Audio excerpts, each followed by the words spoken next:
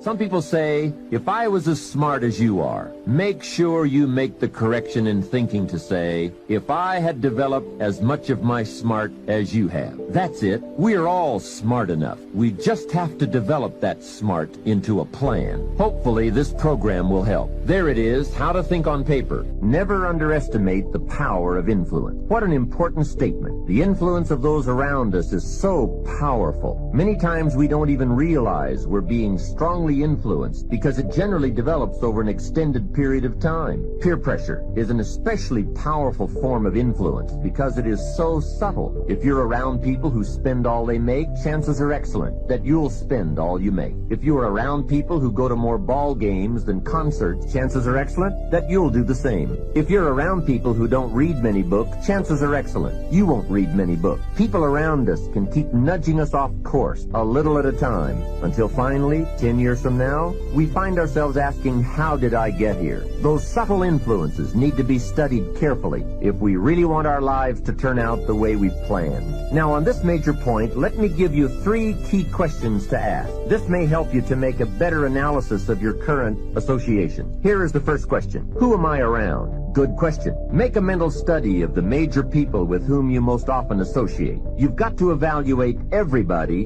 who is within the circle of being able to influence you. So, major question, who am I around? Next question, what are they doing to me? That's a major question to ask. What have they got me doing? What have they got me listening to? What have they got me reading? Where have they got me going? What have they got me thinking? How have they got me talking? And how have they got me feeling? What have they got me saying? You've just got to make a serious study of how others are influencing you, both negatively and positively. Now, maybe the influence of all those around you is okay, but just ask yourself. It doesn't hurt to ask, who am I around and what are they doing to me? Now, here's the final question. Is that okay? Maybe the people you associate with and their collective influence is okay, but then again, maybe it's not. All I'm suggesting here is that you take a close and objective look. Everything is worth a second look, especially the power of influence. Positive influence can have an incredible effect on your life, but so can negative influence. Both will take you somewhere, but only one will take you in the direction you truly wish to go. It's so easy just to dismiss the things that influence our lives. The man says, I live here, but I don't think it matters. I'm around these people, but I don't think it hurts. I would take another look at that. I've got a good phrase for you. Everything matters. Now, sure, some things matter more than others, but everything matters. Everything weighs something. So you've got to keep checking to find out whether associations are tipping the scales toward the positive or toward the negative. It doesn't hurt to look, right? Ignorance is never the best policy. Finding out is the best policy. Remember,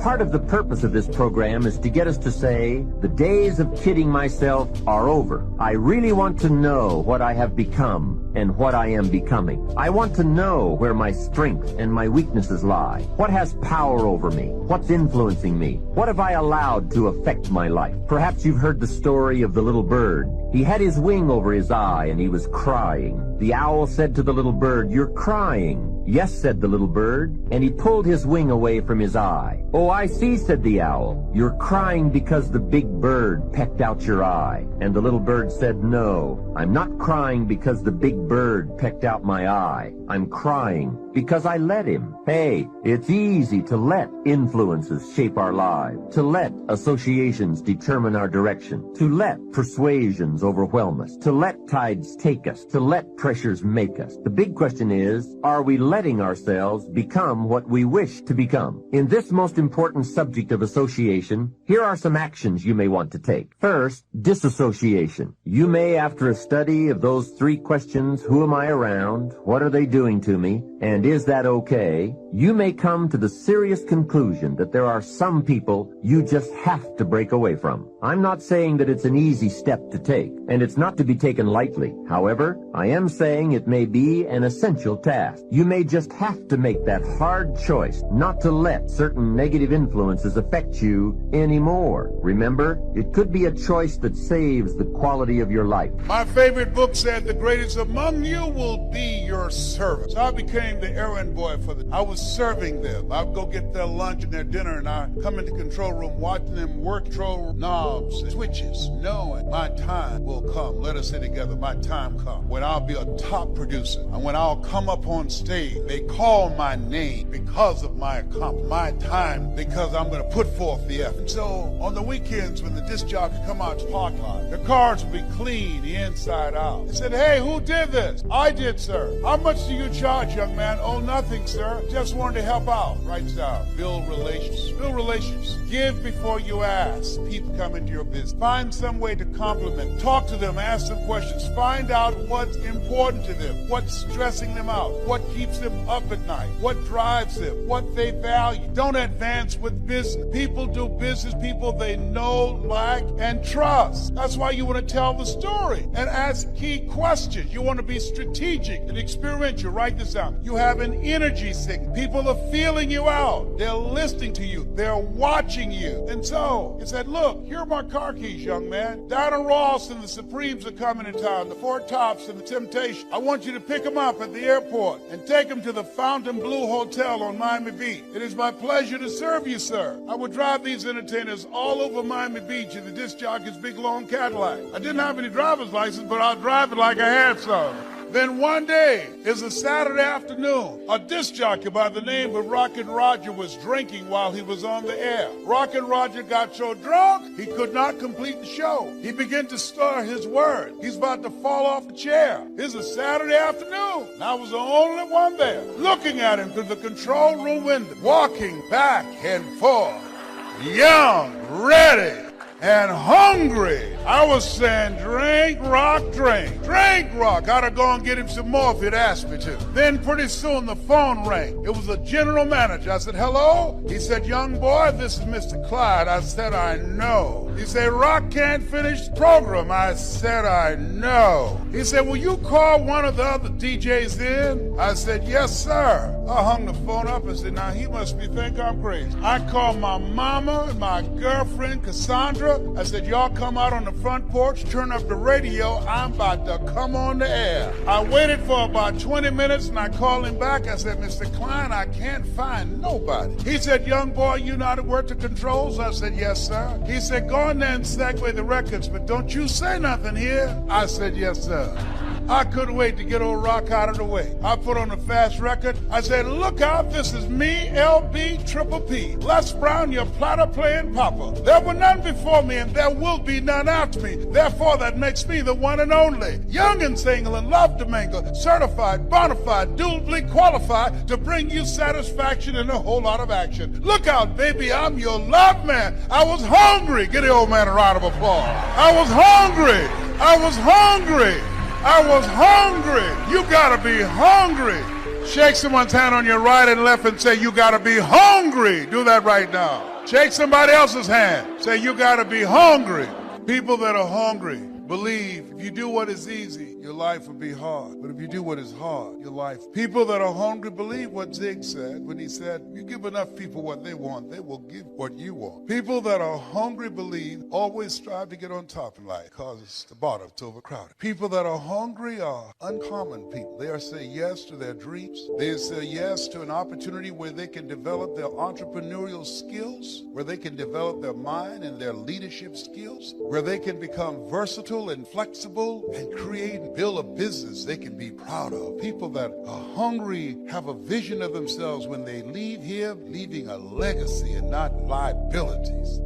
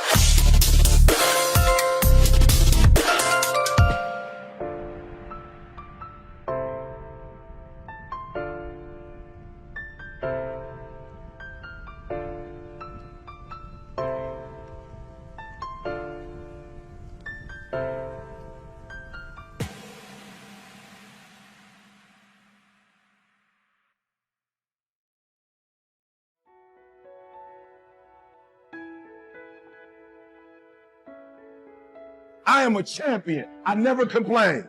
You are a champion. There's nothing to complain about. If you want to do some real complaining, let's complain in front of the guru and let's fix it. And if we don't plan on fixing it, let's not talk about it. One thing I know about life is a guarantee.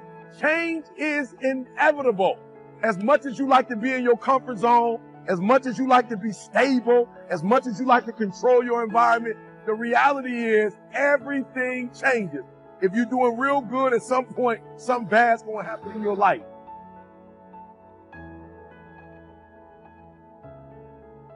You can win. You should win, and you will win if you just keep coming. You keep getting after it. You keep doing one more. Mistakes are going to happen. Make 1,000,000 mistakes. Just quit wasting your energy making the same mistakes. You have to make a decision that I will learn from this thing. Every experience is my education. So the good experiences and the bad experiences, I'm going to learn from that, and I'm going to discover the opportunity for me to grow and for me to get better. Look, life is going to throw some serious blows. It's going to throw you some serious obstacles. You have to learn to turn and look at every obstacle as an opportunity. Winners complain. Winners want to hear themselves talk. Champions do not complain. Why? Because they're focusing on what they said they want to do.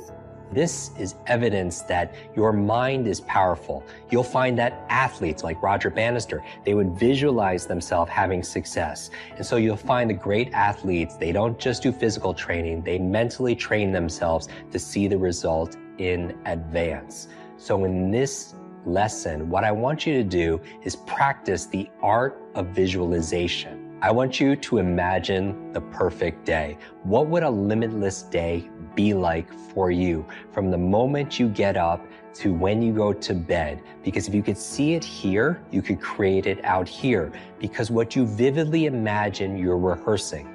One of the challenges is a lot of people use their visualization to get the results they don't want in life. And by visualizing it over and over again, they're actually preparing and rehearsing for failure, visualizing all the things that could go wrong, all the things they're fearing. And then their attention goes there and they're mentally rehearsing failing on stage or failing on that exam or failing when they're going to meet that person on that date, and they're practicing in their mind. Here is your lesson.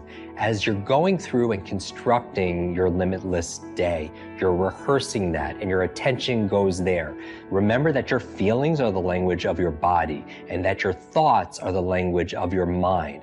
My goal for you to become limitless is to imagine your perfect day, your perfect moments. I want you to imagine it, visualize it, see it, feel it, believe in it, and then work daily for it. Because the energy you waste on complaining, we can't make it to a national title. Champions are focused on the goal. They don't have time to be doing stuff that's not going to help them toward the goal. So all the little stuff you talking about, all the little social media, all the little going home, all the little crying, listen to me, save that for when you graduate. You'll have plenty of time. You know life is going to happen as long as you believe in you. You got the right mindset. You got the right attitude. We can make it happen. You are a champion. Think like one. I know I will fall down. I know that I will stumble, but I already see myself getting back up. Therefore, I'm never down. I'm either up or getting back up. Stop wasting valuable time, knowing that if we begin to live our lives as if each day were our last, our lives will take on a whole new meaning. You're going to be relentless. You're going to keep coming. You're like a dripping faucet. You're like those waves hitting the rock. Other people are going to get slowed down. Other people are going to take a break. Other people are going to flinch. Other people are going to cool it. Other people are going to believe they've made it. When they get weak, you just keep coming. When they flinch, you blow their doors off. That's how you win in life, is you keep getting after it and keep getting it after it until the job gets done. The winners, they stay excited as long as it takes to get the job done. They keep after it until the job gets done. They never stop. They're always after it. And that's where their strength comes from. That's where their confidence comes from. It might not be a year or 2 years or 3 years, but you're going to stay excited and you're going to keep doing one more until the job gets done. You can always go 11 instead of 10. You can always make the next phone call. Always do one more meeting. Always do one more. Always, always, always. And I promise you, you will knock down that rock that's in between you and your dream. and make them come true. The will controls the destiny of man. Your will is the agency of God's kingdom administration. When God established his kingdom on earth, he wanted it to be administrated through your will. The problem is your will is yours. The most dangerous gift God ever gave man was a will. And the most precious gift God ever gave man was a will. It's dangerous and it's precious. It's precious because God gave you the same power that he possesses, the power of a will. But it's dangerous because you also have the ability to choose against God. That's how dangerous a will is. God intended to use the will of man to fulfill his will on earth. So God wanted you to use your will for his will. The only problem is a will gives you the power to choose, even against the will of the one who gave you the will. I want you to follow this thinking now. Number 3, the seat of the will is the conscious and the subconscious mind. That's where the will lives. It lives in the heart. Your heart is your subconscious mind, and your subconscious mind is the seat of control for your life. Now you got 2 minds, in case you don't know. You got a conscious mind and a subconscious mind. Sub means below. So you got a mind that is always conscious, but then you got a mind beneath that that is not always conscious, but is deeper and more important than your conscious mind. And your conscious mind feeds your subconscious mind information. And the more your conscious mind hears something, it feeds it to the subconscious mind. That is why repetition is dangerous. Repetition constantly goes to your conscious mind. But the more your conscious mind hears something, it begins to deposit it, or can I use the technical term, it downloads it to your subconscious mind. Now, you are safe as long as something is in your conscious mind. You're still safe, because you can forget what's in your conscious mind. But the key is to get it to your subconscious mind. Once it gets there, then you are in trouble. Why? Because the mind is the center of thought, and it holds the key to life. Now, when I use the word mind, another statement to write down, as a man thinketh, so is he. We all know that. But please quote it properly. As a man thinketh where? In his heart. There are 2 thinkings. There's a think and there's a heart think. Now, the word heart here is a Hebrew word referring to the subconscious mind. That's the one below. Solomon says, you are whatever is in your subconscious mind. Your subconscious mind is your heart. Your subconscious mind is your heart. Your subconscious mind is your heart. Whoever controls your heart controls your life. Whoever can get enough information into your subconscious mind will control you. Because as a man thinketh in his heart, that's the man. So if you want to control the man, all you've got to do is control his heart. And how do you control his heart? First, you work on the conscious mind first, and you keep repeating until the conscious mind deposits it in the heart. And now you're in trouble. That is why some of you are having problems with battles of things you're trying to change and you can't change them. Old habits that you were keeping for the last 20 years, and now you want to change, and it's tough to change. Young people, that is why God tells you to stay away from evil things.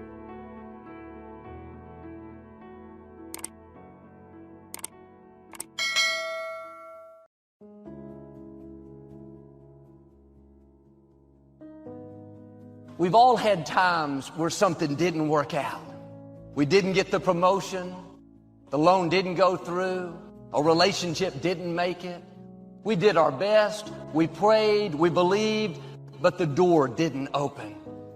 When someone closes a door in your face, all you have to remember is when God allows them to close the door in your face, all God wants you to do is walk up the hall. It's some more doors. You just got to walk up the hall. And the scripture says, God opens doors that no man can shut, and he shuts doors that no man can open. People can't keep you from your purpose. Because I can promise you, he got a better door that he wants you to go through than the one that got shut in your face. That's a fact. But what happened to people is they stand there beating on the door. Please open it back up. Help me. My family. Stop. These people that close doors in your face, they ain't the only door. God is the creator of all doors, man. The door is closed for a reason. When it's your time, God is going to open a door that will thrust you ahead. You're going to look back and say, what I thought was a closed door was really an opportunity for God to show out in my life. I thought it was setting me back, but really it was setting me up to go further than I thought possible. I'm going to curse the door on you going back. The people who used to help you will not help you. The people who used to be there wouldn't be there. I'm going to shut the door on you going back to being who you were. And you're going to have to grow up and go forward because I have shut the door on going back. I don't know who I'm preaching to, but I'm talking to somebody. When God really has interest in you, he will shut the door on going back. Oh God, I got to stop and take a minute and forget about you. Because when I start thinking about shut doors, I have to praise him for all the doors that he shut in my life. Thank you for the friends that rejected me. Thank you for the people that said no. If I'd have stopped there, I would have missed my destiny. But every time you wanted to shut a door, it was because you had something better for me. If you understand what I'm saying, give God a praise right now. Now, people may have closed the door, tried to keep you from promotion. Forces of darkness may have locked the door, tried to keep you from your healing, from your freedom. You need to get your fire back. Closed doors can't stop you. Every circumstance says it's too late. That door is locked. It's never going to open. You need to get ready. God is about to show out in your life. One touch of his favor, one contract, one healing, meeting one right person will catapult you to a new level. You may feel like you're behind a closed door in your health, in your career. You're working hard but not getting ahead. Stay encouraged. Those closed doors are not permanent. People don't control your doors. Fear, addiction, depression don't control your doors. You're about to see some doors that have been closed for a long time suddenly open. Suddenly your health improves. Suddenly you meet the right person. What happened? The doorkeeper stepped in. Get ready for some open doors. Even when we let fear, insecurity, intimidation cause us to shrink back, God says, that's no problem for me. Depression can't stop what I have for you. Limited thinking can't hold me back. You may have locked the door, but it's the right time. God is going to come through the door. He's not going to let you miss your destiny. Like me, you may have locked some doors because of fear or because of mistakes you've made. Things haven't worked out. Now you've gone years with that door locked, thinking it could never happen. No, your time is coming.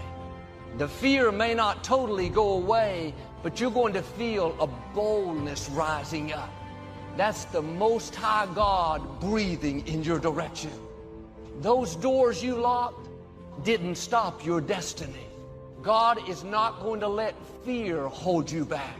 He's not going to let how you were raised, what you didn't get, to keep you from becoming who you were created to be. God sees potential in you. He sees seeds of greatness that you may not be able to see in yourself. Don't shrink back. You are well able. You thought you would always be single. You've already shut that door, convinced yourself you'll never meet anyone. God is going to come through the door and bring someone better than you've ever dreamed. You may think you're too old to accomplish your dream. Can I tell you, it's on the way. You think it's too late to start your business. It's on the way. Last time you tried, it didn't work out. It's on the way. You may be in a situation where you don't see a way out. In your health, your career, a relationship, it's because the door is not there yet. God is not finished. They're already on your plans. At the right time, suddenly things shift in your favor. Suddenly the opposition goes away. And when you don't see a way, instead of being discouraged, you need to remind yourself, no person can stop your destiny. There were behaviors and thoughts you've had in the past that were needed to produce the results you currently have. But you need to stop what's no longer needed. Maybe you're continuing a thought or a worry that at one time was needed, but no longer is. It could be something to protect yourself from fear, to protect yourself from harm. But if we're not conscious of dropping a thought or a behavior that's no longer needed, we take old thoughts, old version of ourselves into trying to become the new version of ourselves. If you're stuck in a story. There's a story you're telling yourself that doesn't serve you anymore. But what you need to do is you need to alter your associations. You need to do something in a short window of time. You definitely need to evaluate what is no longer needed. There's all kinds of stories we tell ourselves that don't serve us anymore. Maybe it's a story about your past, a story about your parents, a story about a success you used to have. You keep talking about, if I can be real with you, whatever you've achieved up to this point, that story you keep talking about, every second you spend in that old story about what you've achieved, your degree, every time you live in that story, you're stripping time and focus from the new story. You can't have a new identity without a new story. What's the old story you keep repeating? Maybe it's not a success. Maybe it's a failure that you've had, a mistake you made. And you're repeating this story to yourself, simultaneously trying to create a new identity. One of the things we have to do to create a new identity is to begin to tell a new story. Who are you now? What are you all about now? Where are you going now? See, here's what's amazing. At any point in your life, you can just decide to write a new script. The leading character in the story of your life is you. And guess what? You and God control the script. Listen to me. At any time you want, you can simply decide to be a new character. Stop telling the old story. Here's the truth. Nobody cares. No one cares if you've had a setback. No one cares if you had a victory. And that old character you keep playing is the very thing that will prevent you from becoming this new version of you. Now, there's a lot of little mini things in life that matter. There's never one thing. If you said, what's the key? I can tell you, it's my addiction and my obsession to working on my identity. Just being aware of the concept, just awareness of the power of identity puts you in the 0.1% of all the people on the spinning earth right now. I don't like telling the old story. I'm constantly trying to write the new script, become the new character in my life. I'm constantly obsessed with writing the next chapter of my life, not reading the previous ones.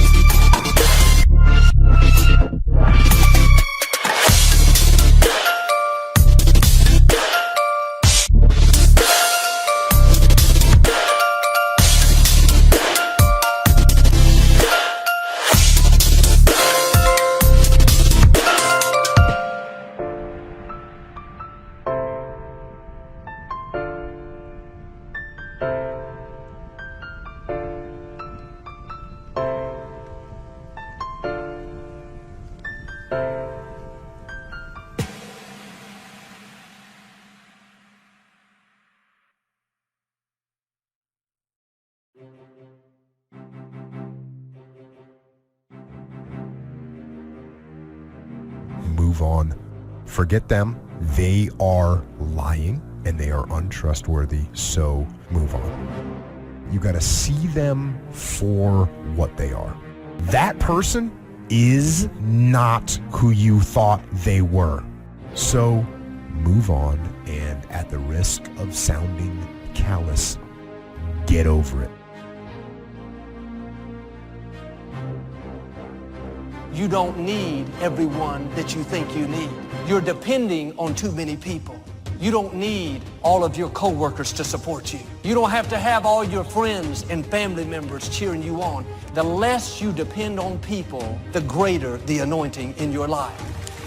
If you've ever been good to somebody who wasn't good back, if you've ever poured yourself into an individual, a company, a place or thing, and didn't get the results you expected. If you've ever had a moment in your life that you have measured yourself and come up short, this message is for you. If you've ever given your best to somebody and they act like it wasn't nothing at all, then this one is for you. You cannot hang out with a bunch of defeated, going nowhere, no vision men and be an overcomer. You are who you hang around. I want you to listen at them and think about you, because it is possible to develop a mentality to fit your environment that simply makes the best of a bad situation. I'm not happy.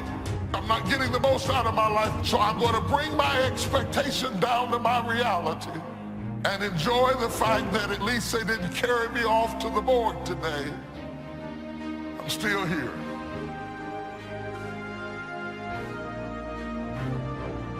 No one is such a real enemy as a false friend. The worst thing you can do when somebody hurts you, listen, the worst thing you can do is to harbor your hurt, because harbored hurt becomes burden bitterness. Not most of the time, not a lot of the time, every single time. If somebody hurts you and you hold it in and you brood over it, harbored hurt becomes burden bitterness.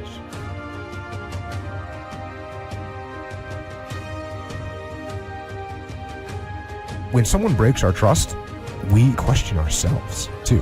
Like, we think my judgment's bad because I totally put my faith in this person and look what they did to me. So you got to build that trust up back again with yourself. How do you do that? Read, learn, work out, be alone. It's okay to be alone.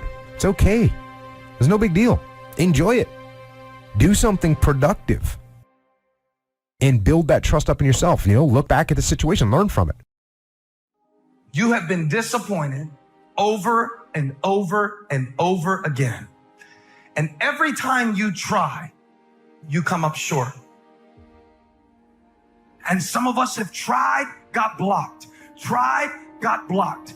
Tried, got blocked. And I tried so hard and I still got looked over. And don't you know it's hard when your expectation has been damaged by disappointment? It's a slow damage. It's a slow tearing of the muscle fibers. It is not one event that creates it. It's over and over. I tried and I tried and I stayed and I disciplined and I showed up. And the man has finally gotten to a place where he is tired of trying. You must be very intentional and deliberate. You're not going to wake up one day and find a law degree. You're going to have to work for it. And your problem is you wake up on Monday and you might be strong, but by Wednesday, you're not intentional and deliberate. You are hoping that the best is going to happen to you, and the best never happens to you. If you look in the mirror tomorrow and say that, you will change. Because nobody likes thinking of themselves as a failure.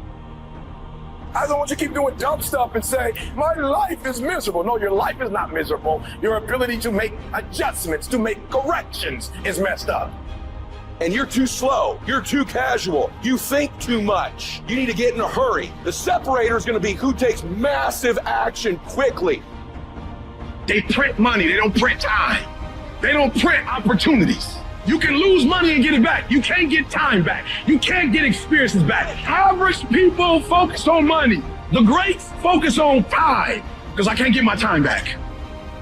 If for 10 years, if you didn't avoid doing what you knew you needed to do, what would you be like? What would happen if you just stopped wasting the opportunities that are in front of you?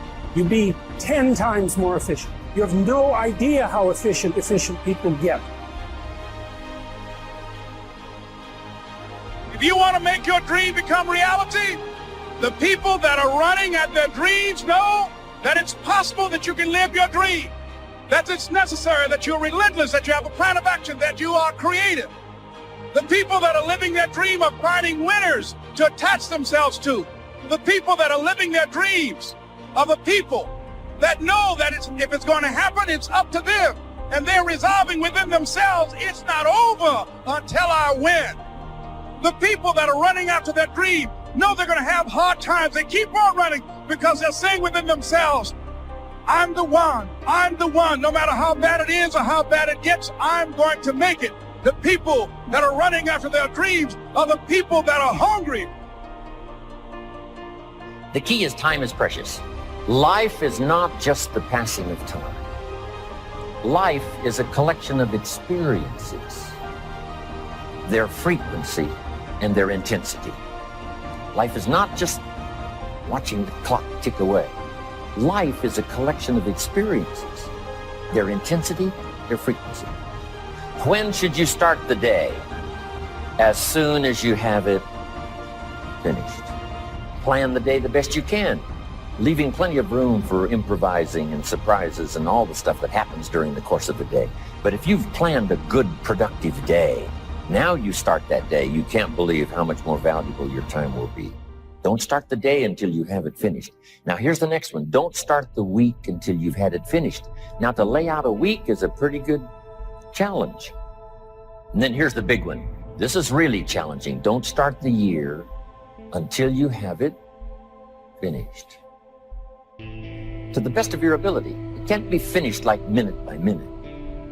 But in terms of the sweep of what you want to accomplish, make sure that that's set and ready to go by the time January 1st rolls around.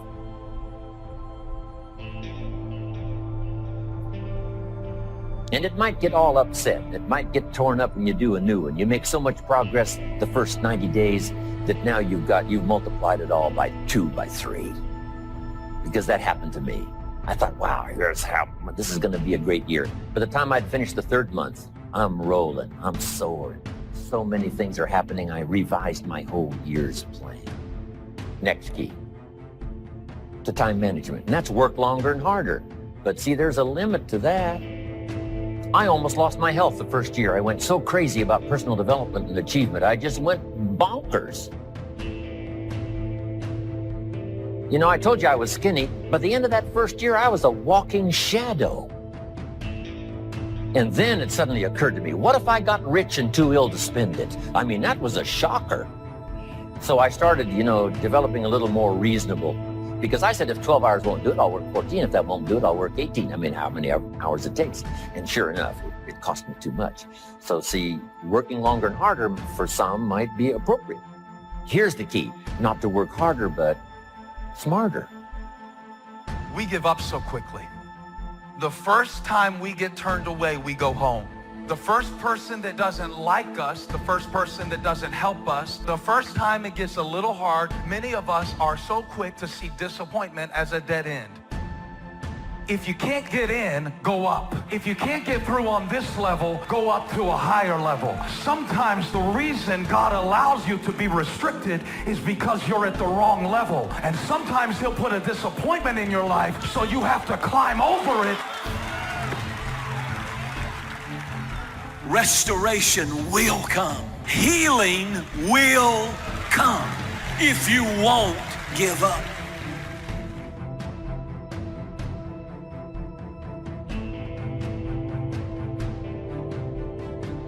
Anytime trouble comes, anytime heartache comes, anytime disappointment hits their life, rather than face it and walk through it, they quit, they back down, and they waste their pain.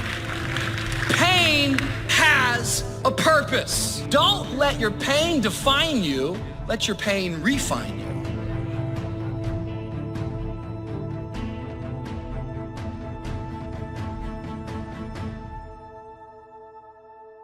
People that go through something that was supposed to be a season, but instead of it being a season, it dictates their entire life. You've met people that instead of getting better, they just got bitter because of the pain. Before you know it, their entire identity is wrapped around their issue. It's wrapped around this moment of heartache, this moment of disappointment. You've met people that have been betrayed by a friend, and instead of forgiving, instead of rising back up, instead of being the friend that they're looking for, they isolate and they back down. You meet people that their dreams never came to pass, and because the dreams never came to pass, they just now become a critic of anybody else who goes for their dreams.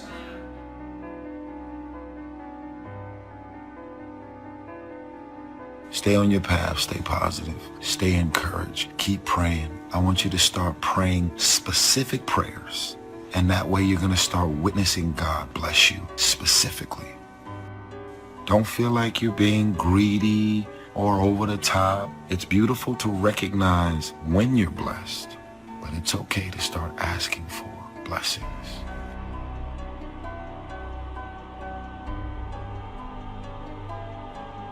And so right now, in this era, where we are, the people that are going to come out on top, the people that are going to get control of their destiny, the people that are going to maximize this place in history and be fortified in terms of their mental resolve and families and their skills and their ability to create incredible wealth, are people that are using their times more productively. The people who take the time to learn something new every day. If you're not willing to learn, nobody can help you. If you're willing to learn, no one can stop you. 80% of the things we do are busy things that we do in an area that is not effective. The average person only spends 20% of their time doing the thing that they are really gifted at, created at, excited to do, and the rest of it is all the dumb stuff that we all have to do in order to survive. Wonder what would happen if we would go from doing 80% of things that are busy but not effective and 20% of the things that are really effective if we would switch those numbers around and only give 20% of our time to the things that we have to do and 80% of our time to the thing that we were created to do.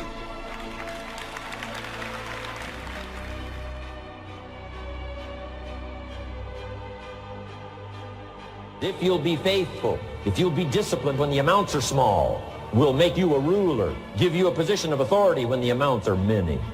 Take care of your disciplines when the amounts are small, and then life will see to it that you get some extraordinary numbers to work with. Do not disregard the smallest of disciplines. Do not neglect the smallest of disciplines, and build on that foundation, and you can have everything you could possibly want. Get going. Don't stop at where you are as if it were the destination, when in fact, in reality, it may be the transportation that brings you into that thing you were created to do.